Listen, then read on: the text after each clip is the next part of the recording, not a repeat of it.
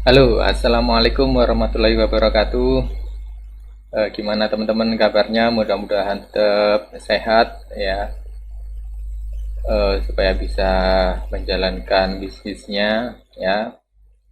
Mudah-mudahan diberikan kelancaran rezeki, umur yang barokah ya, dan ketenangan hati ya.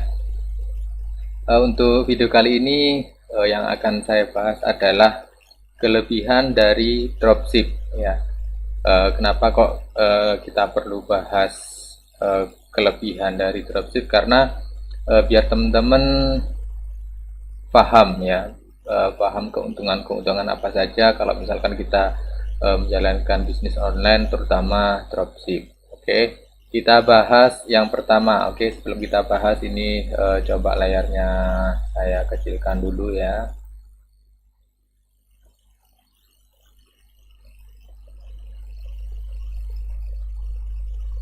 Oke, segini cukup ya. Oke, kita bahas yang pertama. Ya, sebelumnya sudah saya bahas sistem dari dropship seperti apa ya. Jadi teman-teman bisa cek di video sebelumnya ya, untuk pengantar dropship itu seperti apa cara kerjanya. Cuman untuk yang kali ini kita bahas fokus ke keuntungan dropship ya, keuntungan dropship itu sendiri. Oke, langsung saja kita bahas di sini untuk keuntungan dropship ya.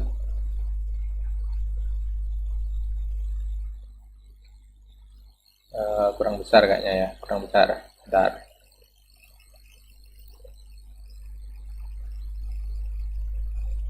Ya, segini ya, cukup ya. Keuntungan dropship yang pertama, kita tidak perlu stok barang ya. Tidak perlu stok barang ya. Kenapa kok tidak perlu stok barang? Karena sistem dropship ini kita menjualkan barang orang ya, menjualkan barang orang. Jadi kita tidak perlu stok barang ya. Kenapa kok di awal ini kita lebih baik pakai sistem dropship? Karena untuk pemula kita di sini sebagai dropship sama saja dengan training ya. Jadi sebelum kita stok barang sendiri, kita belajar cara jualan ya, sebelum kita stok barang. Bayangkan kalau misalkan kita langsung stok barang ya, anggaplah satu item harganya 20.000 ya, 20.000. Kalau misalkan kita harus stok 100 item, nah jadi berapa ya? Kalau misalkan sebentar, satu jenis barang ya, satu jenis barang harganya misalkan 20.000. Nah, kita harus stok paling enggak 100, coba ya, 100 barang. Berarti kita harus menyediakan uang 2 juta itu untuk satu jenis barang.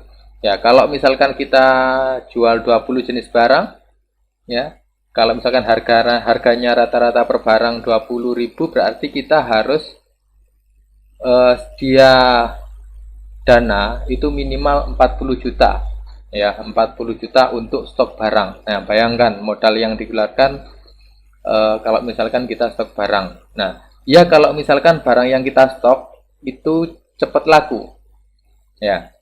Kalau misalkan kita nggak tahu jualannya ya, langsung stok kemudian nggak laku, otomatis modal kita akan tertahan di stok barang. Nah, itu akan terjadi gangguan cash flow ya, perputaran modal di kita ya. Jadi itu sangat sangat merugikan ya. Jadi kita nggak bisa muter modal kita ya. Jadi kenapa kok di awal ini kita belajar dropship dulu ya, karena ini merupakan sarana training atau cara eh, kita belajar untuk berjualan dulu ya. Caranya jualan itu gimana ya. Jadi sarana belajar sebelum kita melakukan stok barang ya. Jadi kita sangat meminimalisir risiko di sini ya, kalau misalkan kita nggak perlu stok barang ya. Kemudian yang kedua, kita nggak perlu packing ya,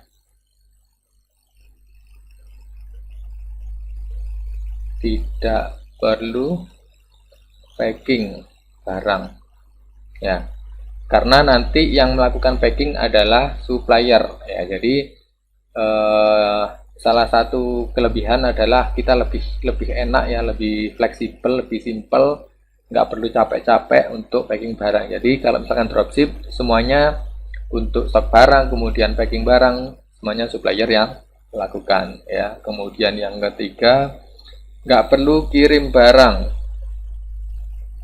tidak perlu kirim barang, ya. Jadi kalau misalkan ada pembeli, ya, jadi selain nggak perlu stok, ya, nggak perlu packing, ya, jadi kita nggak perlu kirim barang. Jadi kita kalau misalkan pakai RSI otomatis, kita tinggal infokan saja ke supplier nomor RSI barang A, misalkan dari pembeli kita, nah tinggal informasikan saja ke supplier ini nomor RSI-nya. Jadi nanti yang melakukan pengiriman adalah supplier, ya. Jadi lebih simple, pekerjaan kita lebih ringan, ya.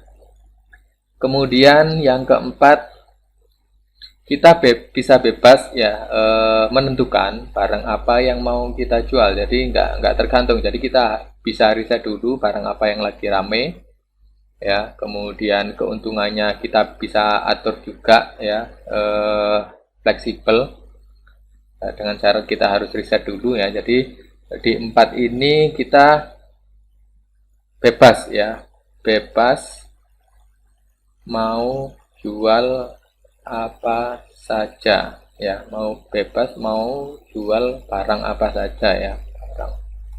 Nah, jadi kita bebas, ya. Jadi kalau misalkan kita barang mau jual barang A misalkan, ya, ternyata dengan berjalannya waktu ini kok kurang cocok, ya, nah nanti kita bebas merubah atau menghapus dan ganti barang B atau C atau D, ya. Jadi lebih enak. Kemudian yang kelima, untuk kelebihan dari dropship itu yaitu sebagai sarana belajar jualan, ya. Seperti yang saya informasikan tadi, sarana untuk belajar jualan, ya, sebelum kita melakukan stok barang, ya. Jadi resikonya lebih minim, ya. Kemudian yang keenam, modal yang dikeluarkan kecil, ya. Modal yang dikeluarkan kecil, ya. Bayangkan estimasi tadi, ya, kalau misalkan kita jual satu produk dengan harga 20.000, ya, satu produk kita stoknya minim 100, ya, minim 100, otomatis harus sedia uang 2 juta, ya. Kalau misalkan kalau misalkan kita harus menyediakan 20 jenis, ya, 20 jenis barang, dan masing-masing kita stok 100, berarti harus menyediakan uang 40 juta, ya. Bayangkan, jadi kalau misalkan dropship, kita hanya melakukan kulaan, ya, istilahnya kulaan, hanya barang yang laku saja di toko kita, ya. Jadi kalau misalkan sudah ada pembeli ke toko kita, baru kita kulaan ke supplier, ya. Jadi modalnya bisa lebih kecil, modal 1 juta bisa, 500.000 bisa, ya. Jadi tergantung jenis barang yang kita jual, ya. Jadi kalau misalkan kita jual barang murah, harga 2.000, 3.000, 5.000, 10.000, 500.000 modalnya itu sudah cukup, ya. Cuman itu tadi, kalau misalkan barang yang kita jual murah, berarti ya keuntungan kita juga lebih kecil, ya. Intinya seperti itu. Kemudian keuntungan yang ketujuh itu adalah jam yang fleksibel. Jam yang fleksibel, ya. Jadi kita bisa lakukan di mana saja, ya. Jadi di rumah bisa, di kantor bisa, atau pas lagi keluar kota bisa, ya. Jadi kita nggak terikat waktu kalau misalkan kita pakai sistem dropship ini, ya. Jadi kita atur sendiri waktunya, nggak mau dikerjakan pagi bisa, siang bisa, sore bisa, malam bisa, ya, terserah, asalkan kita bisa memanage waktunya sendiri, ya. Kemudian yang ke-8 adalah hemat tenaga, ya, hemat tenaga. Ya, kenapa hemat tenaga ya? Karena kita nggak perlu packing, ya, kita nggak perlu packing, kita cukup ada di rumah, ya, nggak perlu ngantor. Kalau misalkan nggak yang nggak kerja ya, bisa meminimalisir biaya, ya, biaya kos transportasi. Kalau misalkan kita keluar kerja di luar, nah ini bisa kita lakukan di rumah, ya, jadi lebih hemat tenaga, ya, seperti itu. Ya, jadi untuk kelebihannya mungkin ada 8. Nanti kalau misalkan ada tambahan lagi, nanti bisa teman-teman sharing ya, untuk kelebihan dari dropship. Ya, untuk kelemahannya, ya, kelemahan dropship ini sebenarnya untuk harga. Nah, harga, dalam menentukan harga yang pasti kan kita pasti setting harganya di atas harga supplier, ya. Nah, berarti kalau misalkan kita settingnya untuk harganya di atas harga supplier, berarti margin keuntungan kita akan lebih kecil daripada kita stok barang, ya, daripada supplier, kita menjadi supplier, ya. Karena apa? Yang pasti kalau misalkan kita stok barang, berarti kita harus menyediakan barang yang jumlahnya banyak, ya, untuk bisa mendapatkan harga yang kecil, ya. Jadi untuk kelemahannya, ya,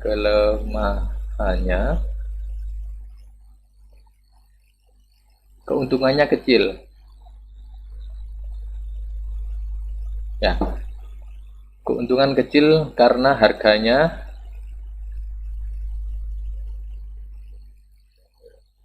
di atas harga supplier, ya.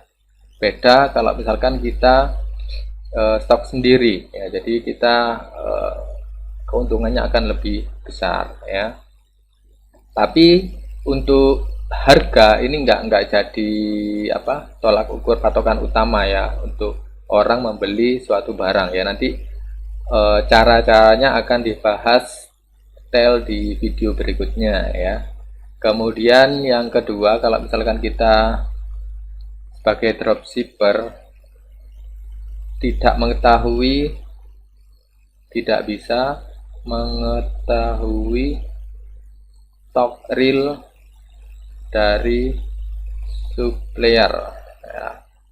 Kecuali kalau misalkan kita selalu komunikasi, tapi kan nggak mungkin kita tanya satu persatu stoknya supplier. Kalau misalkan stoknya supplier ada 10, mungkin bisa, ya. Tapi kalau misalkan ada ratusan, ada ribuan, masa kita mau tanya satu-satu, ya.